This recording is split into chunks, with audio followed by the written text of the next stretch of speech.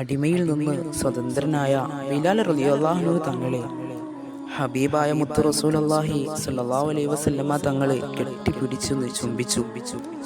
ആ നേരത്ത് ബിലാൽ റളിയല്ലാഹു അൻഹുയുടെ കണ്ണിൽ നിന്ന് കണ്ണുനീരിങ്ങനെ വാർന്നൊലിച്ചു.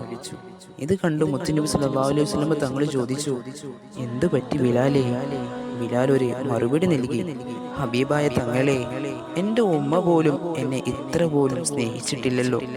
അങ്ങ് ആണെങ്കിൽ എൻ്റെ ഈ കറുകറുത്ത ശരീരത്തിലൊന്ന് കെട്ടിപ്പിടിച്ചു ചുംബിച്ചു. അത് ആലോചിച്ച് കരഞ്ഞതാണ് നബിയെ.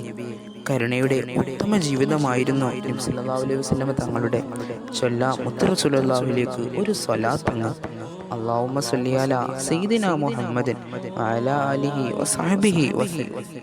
കറുകറുത്ത ബിലാലോരേ പരുപരുത്ത മരുഭൂവിൽ ആരംഭ